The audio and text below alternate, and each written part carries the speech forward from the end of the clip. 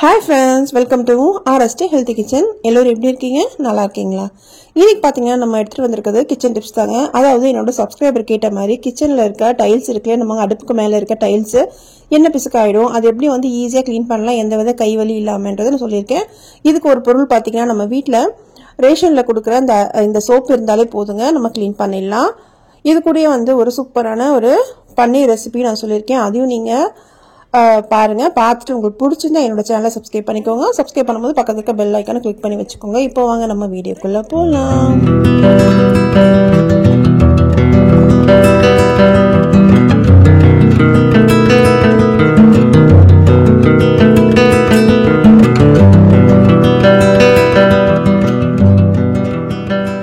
இப்போ பார்த்தீங்கன்னா இது பார்த்தீங்கன்னா ஸ்டிக்கர் ஒட்டியிருக்கேங்க.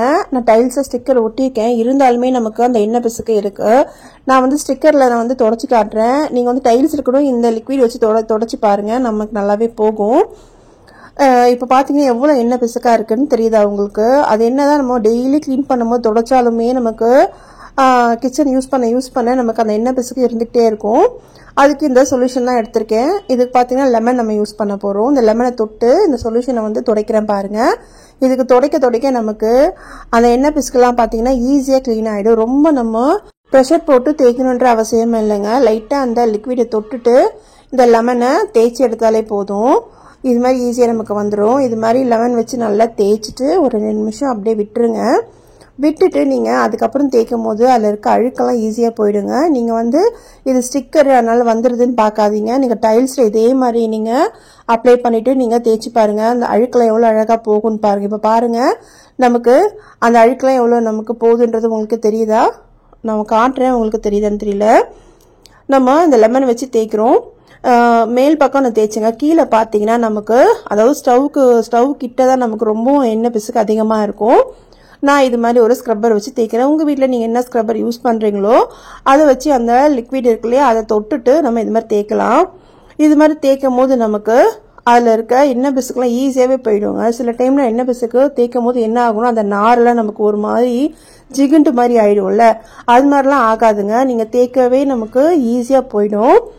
இப்போ பாருங்க, ஃபர்ஸ்ட்டுக்கும் இப்போதைக்கு எவ்வளோ டிஃப்ரென்ஸ் உங்களுக்கு தெரியுது. நான் இன்னும் நல்ல தண்ணி வச்சு துடைக்கல. இதுக்கு நம்ம வந்து தண்ணிலாம் ஊற்றி கழுவணுன்ற கூட அவசியமே இல்லைங்க. நல்லா தேய்ச்சிட்டு தொடச்சி எடுத்தாலே நமக்கு ஈஸியாகவே அந்த எண்ணெய் பிசுக்கு போயிடும். இப்போ பாருங்க, கீழ் பக்கத்தில் வந்து நிறைய எண்ணெய் பிசுக்கு இருக்கிறதுனால நான் வந்து இது மாதிரி ப்ரஷ்ஷு இல்லைன்னா நீங்கள் கைப்பிடி வச்ச ப்ரஷ் எல்லாம் நமக்கு வருதுங்க, அது கூட நீங்கள் யூஸ் பண்ணலாம். இது மாதிரி தேய்க்கும் போது உங்கள் வசதிக்கு நான் வந்து ஒன்று நான் காட்டுறேங்க. நீங்கள் ஸ்க்ரப்பர் வச்சு நம்ம தேய்க்கலாம், ரொம்ப ஈஸியாக இருக்கும். இப்போ பார்த்தீங்கன்னா இதை வச்சு நான் தேய்க்கிறேன். அதாவது அந்த இடுக்கெல்லாம் இருக்கு இல்லையா, அந்த டைல்ஸில் அந்த இடுக்கெல்லாம் இருக்கும் இல்லையா, அதுக்கெல்லாம் இந்த ப்ரஷ் வச்சு தேய்ச்சி பாருங்கள். அப்படி இல்லைன்னா நீங்கள் டூத் ப்ரஷ் இருக்கு இல்லையா, நம்ம வேஸ்ட்டாக டூத் ப்ரஷ் இருக்கும், அதையும் வச்சு நம்ம தேய்க்கலாம். அது தேய்க்கும் போது நமக்கு ஈஸியாக நமக்கு போயிடும். நெக்ஸ்ட் பார்த்தீங்கன்னா கீழே அதாவது கவுண்டர் டாப்பில் வந்து இந்த மூலையில் நமக்கு அப்படியே ஜிகுண்டு மாதிரி இருக்குங்க. அதையும் நம்ம எப்படி க்ளீன் பண்ணலான்னு பாருங்கள். இந்த லிக்விட் வச்சு நான் தேய்க்கிறேன். இந்த லிக்விட் ஒன்றே போதுங்க. நம்ம வந்து இது மாதிரி தேய்க்கும் போது ஈஸியாக நமக்கு போயிடும். பாருங்கள், அந்த ஜிகுண்டு பார்த்தீங்கன்னா நமக்கு அப்படியே அடையாக வருது, உங்களுக்கு தெரியும்னு நினைக்கிறேன். இது மாதிரி நிறைய கிச்சனில் இருக்குங்க. நீங்கள் இது மாதிரி அப்ளை பண்ணிவிட்டு ஒரு 5 நிமிஷம் அப்படியே விட்டுட்டு ஈர துணி வச்சு இது மாதிரி தொடச்சாலே போதுங்க, சூப்பராக நமக்கு க்ளீன் ஆகிடும். இது பார்த்தீங்கன்னா இந்த மேடையில் வந்து ஸ்டிக்கர் ஒட்டியிருந்தேங்க. அது வந்து என்ன ஆயிடுச்சுன்னா வாட்டர் ப்ரூஃப் இல்லை, அதனால பிச்சுட்டு வந்துடுச்சு. அதனால தான் கொஞ்சம் வெள்ளையாக தெரியுது. வேறு ஸ்டிக்கர் வாங்கி ஒட்டணும். ஆனால் பார்த்தீங்கன்னா வாட்டர் ப்ரூஃப் வாங்குற இந்த வால்பேப்பர் அந்த ஸ்டிக்கர் இருக்குல்ல, அது கூட பார்த்தீங்கன்னா நமக்கு உறிஞ்சிட்டு தாங்க வருது. இதில் ஒட்டுறதுக்கு வந்து அதாவது கரெக்டான ஒரு இது கிடைக்கல. நம்ம வந்து டைல்ஸில் ஒட்டும் போது இங்கெல்லாம் பார்த்தீங்கன்னா உறிஞ்சிட்டு வரல, நல்லாவும் இருக்குது. ஆனால் என்னென்னா நமக்கு வந்து கொஞ்சம் நாளாக ஒரு மாதிரி டல்லாகிடுது, வெளுத்துருது. ஆனால் நம்ம கவுண்டர் டாப்பில் ஒட்டுற ஸ்டிக்கர் என்ன ஆகுதுன்னா உறிஞ்சிட்டு வந்துடுது. ஒவ்வொரு டைம் நம்ம தண்ணியை நம்ம யூஸ் பண்ணும் போதோ தள்ளி விடும் போது என்ன ஆயிடுதுன்னா அப்படியே உறிஞ்சிட்டு வந்துடுதுங்க. உங்கள் வீட்டில் இது மாதிரி கவுண்டர் டாப்பில் ஏதாவது ஸ்டிக்கரோ இல்லை வால்பேப்பர் மாதிரி ஒட்டியிருக்கீங்கன்னா எனக்கு சொல்லுங்கள், நானும் அதை ட்ரை பண்ணி பார்க்குறேன். ஆனால் டைல்ஸில் மேலே வந்து டைல்ஸில் ஒட்டினது நல்லா இருக்குங்க. ஆனால் என்ன ஆயிடுதுன்னா ஒரு மாதிரி டல் ஆயிடுது, மற்றபடி நல்லா இருக்கு. இப்போ இந்த சொல்யூஷன் நம்ம ரெடி பண்ணலாம். அதுக்கு ஒரு பிளாஸ்டிக் டப்பா எடுத்துருக்கேங்க. இதில் பார்த்தீங்கன்னா ஒரு 100 கிராமுக்கு வந்து நான் வந்து வினிகர் சேர்த்துக்கிறேன். நீங்கள் எவ்வளோ உங்களுக்கு தேவையோ அதுக்கேற்ற மாதிரி நீங்கள் சேர்த்துக்கோங்க. சேர்த்துட்டு ஒரு 2 டேபிள் ஸ்பூன் வந்து பேக்கிங் சோடா, அதாவது ஆப்ப சோடா சொல்லுவாங்களே, நம்ம இட்லிக்கெலாம் போடுவோம் இல்லையா, இட்லி மாவுக்கு, அந்த ஆப்ப சோடா தான் எடுத்திருக்கேன். அது ஒரு 2 டேபிள் ஸ்பூன் எடுத்துக்கோங்க. எடுத்துட்டு அதில் போட்டுக்கோங்க. போட்டுட்டு நான் ஒரே ஒரு லெமன் எடுத்திருக்கேன். இது பார்த்தீங்கன்னா கொஞ்சம் பெருசு, நீங்கள் சின்னதாக எடுத்தீங்கன்னா 2 எடுத்துக்கோங்க. எடுத்துட்டு இதையும் நல்லா நம்ம புழிஞ்சிக்கலாம். புழிஞ்சிட்டு இப்போ பார்த்தீங்கன்னா இது எல்லாமே நம்ம வீட்டில் யூஸ் பண்ணுற பொருள் தாங்க. லெமனும் இருக்கும், ஆப்ப சோடா இருக்கும், வினிகரும் நம்ம யூஸ் பண்ணுவோம். நெக்ஸ்ட் பார்த்தீங்கன்னா இப்போல்லாம் வந்து நிறைய பேர் சோப்பு வந்து யூஸ் பண்ணுறது இல்லை, துணி சோப்பு. அப்படி இருக்கும்போது இது மாதிரி நம்ம செய்யும் போது சோப்பு நம்ம 10 ரூபா கொடுத்து வாங்க வேண்டிய அவசியமும் கிடையாதுங்க. ஏன்னா நமக்கு ரேஷனில் நமக்கு இது மாதிரி வந்து டிட்டர்ஜென்ட் சோப்பு நமக்கு கொடுக்குறாங்க. அதை வந்து 2 கொடுப்பாங்கங்க. இதை நீங்கள் யூஸ் பண்ணிக்கலாம். இது நல்லாவும் இருக்குது. நம்ம வந்து நான் வந்து இந்த சாமான் அதாவது வெசல் வாஷிங்க்கெலாம் யூஸ் பண்ணுறேன். வெசல் வாஷிங்கு, அதுக்கப்புறம் நம்ம வந்து ஏதாவது வந்து எண்ணெய் பிசுக்கு இருக்கிற பாத்திரத்தெல்லாம் தேய்க்கிறதுக்கு நான் யூஸ் பண்ணுறேங்க. இப்போ இந்த லிக்விடுக்கு நம்ம வந்து துருவி சேர்த்துக்கலாம். இது மாதிரி நல்லா துருவிக்கோங்க. இது மாதிரி துருவிட்டு நல்லா கலந்து விட்டுக்கலாம். இது பார்த்தீங்கன்னா நல்லாவே நமக்கு எண்ணெய் பிசுக்கெலாம் நல்லா போதுங்க. இதுக்காக 10 ரூபாய் கொடுத்து நம்ம சோப்பு கடையில் வாங்கணுன்ற அவசியமும் கிடையாது. நமக்கு வர ஃப்ரீயாக வர இந்த சோப்பே நம்ம யூஸ் பண்ணிக்கலாம். அதாவது நமக்கு வந்து ரேஷன் கடையில் கொடுக்குறாங்க இல்லையா, அதுதான். இப்போ இது ரெடி பண்ணிட்டோம். இதை வச்சு தாங்க நம்ம இந்த டைல்ஸை நம்ம க்ளீன் பண்ணி எடுத்தோம். இது பார்த்தீங்கன்னா நம்ம பாத்ரூமு, எங்கெல்லாம் எண்ணெய் பிசுக்கு இருக்கோ, எங்கெல்லாம் நமக்கு அழுக்கு இருக்கும், எல்லா இடத்தையும் அப்ளை பண்ணிட்டு அப்புறம் ஒரு துணி வச்சு தொடச்சாலே போதுங்க. பாருங்க, ஃபர்ஸ்ட்டுக்கும் இப்போதைக்கும் நமக்கு எப்படி பளபளன்னு மின்னுது. கண்டிப்பா நீங்க டைல்ஸும் ட்ரை பண்ணி பாருங்க. டைல்ஸும் நம்ம நல்லாவே போகும். எங்கெல்லாம் உங்களுக்கு எண்ணெய் பிசுக்கு இருக்கோ எல்லா இடத்தையும் அப்ளை பண்ணிட்டு நம்ம துணி வச்சு தொடச்சாலே சூப்பரா நமக்கு கிளீன் ஆயிடுங்க. கண்டிப்பா இந்த டிப்ஸ் உங்களுக்கு பிடிச்சிருக்கும்னு நினைக்கிறேன். பிடிச்சிருந்தா என்னோட சேனலை சப்ஸ்கிரைப் பண்ணிக்கோங்க. சப்ஸ்கிரைப் பண்ணும்போது பக்கத்துக்கு பெல் ஐக்கானும் கிளிக் பண்ணிட்டு வச்சுக்கோங்க. என்னோட சேனலில் பார்த்தீங்கன்னா நிறைய டிப்ஸ் அண்ட் ட்ரிக்ஸ் நான் போட்டிருக்கேங்க. அதாவது இரும்பு கரை போகிறதுக்கும் சரி, நமக்கு வந்து இங்கு கரை, காஃபி கரை எல்லாமே எப்படி போகலான்றது, அதாவது சட்டையில், துணியில், ஒயிட் ஷர்ட்லலாம் பட்டுடுச்சுன்னா எப்படி நம்ம ஈஸியாக நம்ம க்ளீன் பண்ணலான்றத வீடியோ நான் போட்டிருக்கேன். கண்டிப்பாக நீங்கள் அதை நீங்கள் செக் பண்ணி பாருங்கள். நெக்ஸ்ட் பார்த்தீங்கன்னா ஒரு சூப்பரான ஈஸியான ஒரு பன்னீர் டிஷ் தான் நம்ம பார்க்க போகிறோம். அதாவது பன்னீர் மசாலா ரொம்ப ஈஸியாக செஞ்சிடலாங்க.